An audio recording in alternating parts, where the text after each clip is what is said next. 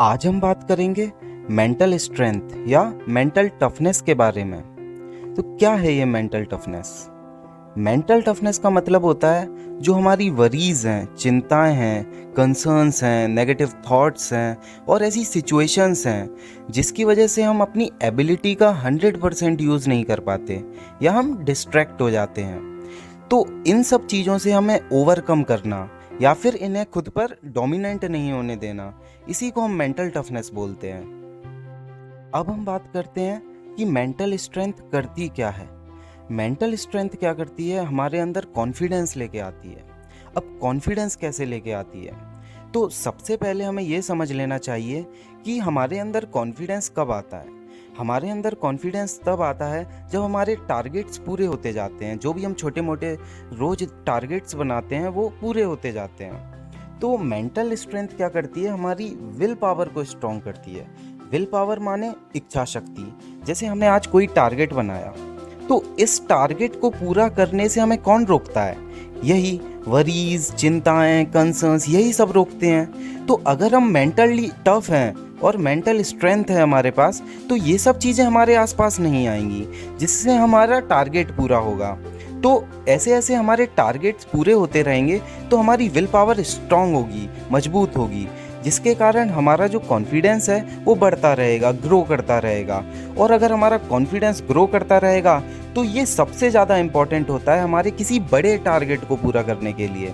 और एक कॉन्फिडेंस कैसे इम्प्रूव होता है? यही जो छोटे छोटे टारगेट्स होते हैं ना हमारे डेली, इनको पूरा करके। अब हम बात करते हैं कि मेंटल टफनेस हमें और क्या क्या सिखाती है। तो मेंटल टफनेस हमें सिखाती है कि हमें फेलियर कैसे हैंडल करना है। सबसे बड़ी प्रॉब्लम आजकल यही है कि हमें फेलियर हैंडल करना नहीं आता, और जिसको आता है उसको सक्सेसफुल होने से कोई रोक नहीं पाता।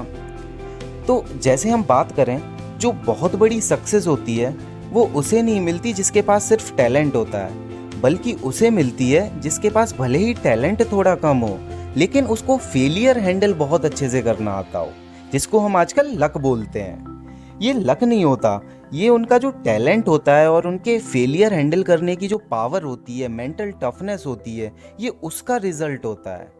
क्योंकि हम देखेंगे तो जो भी बहुत सक्सेसफुल पर्सनैलिटीज़ होते हैं, पर्सन्स होते हैं, उनको अपने स्टार्टिंग करियर में बहुत सारी फेलियर ही आते हैं, वो असफल होते हैं, लेकिन उनको असफलता को कैसे हैंडल करना है उनको ये आता है। उदाहरण के लिए हम MS धोनी को देख सकते हैं। उनके स्टार्टिंग ऑफ दी करियर में बहुत सारी प्रॉब्लम्स आ रही थी, उनको बहुत सारी फेलियर्स का सामना करना पड़ा। उनका अंडर-19 इंडिया में सिलेक्शन नहीं हुआ, बाद में इंडियन टीम में भी जगह नहीं मिल रही थी, लेकिन उन्होंने अपने ड्रीम को गिव अप नहीं किया क्योंकि वो मेंटली बहुत ज़्यादा टफ थे। उन्हें पता था कि मुझे असफलताओं को कैसे हैंडल करना है। और देखिए, आज हम कहते हैं कि एक बैट्समैन का सबसे बड़ा हथियार होता है उसका बल्ला और एक बॉलर का सबसे बड़ा हथियार होता है उसकी गेंद, लेकिन महेंद्र सिंह धोनी का सबसे बड़ा हथियार है उनका ब्रेन। वो ब्रेन हम इसीलिए बोलते हैं क्योंकि वो मेंटली इतने स्ट्रांग हैं, इतने टफ हैं। उन्हें पता है कि मुझे हर एक कैसी भी सिचुएशन हो उन्हें कैसे हैंडल करना है और उन्हें कैसे मैच को जीतना है और कैसे फील्ड पर अपने ब्रेन को इस्तेमाल करते हुए अपनी छाप छोड़नी है। तो सिर्फ सक्सेसफुल होने के लिए ही मेंटली स्ट्रांग नहीं होना होता, आपको सक्सेसफुल होने के बाद सक्सेस को भी हैंडल करने के लिए मेंटली स्ट्रांग होना पड़ता है। क्योंकि ये दोनों ही ऐसी चीजें हैं, सक्सेस और फेलियर, इन दोनों को हैंडल करना ही बहुत मुश्किल है। क्योंकि जब आपको सक्सेस मिल जाती है, फिर उसका जो ग्लैमर होता है, आपको जो अटेंशन होता है, वहां पर आपको कैसे हम्बल रहना है, कैसे आपको डिस्ट्रैक्ट नहीं होना है सक्सेस मिलने के बाद भी, यही आपको मेंटली स्ट्रांग होने के फायदे होते हैं। तो कंक्लूजन यह है कि हमें सक्सेसफुल होने के लिए टैलेंटेड, हार्डवर्किंग के साथ साथ मेंटली भी बहुत स्ट्रांग होना चाहिए। और मैं अंत में यही कहूँगा कि मन के हारे हार है, मन के जीते जीत।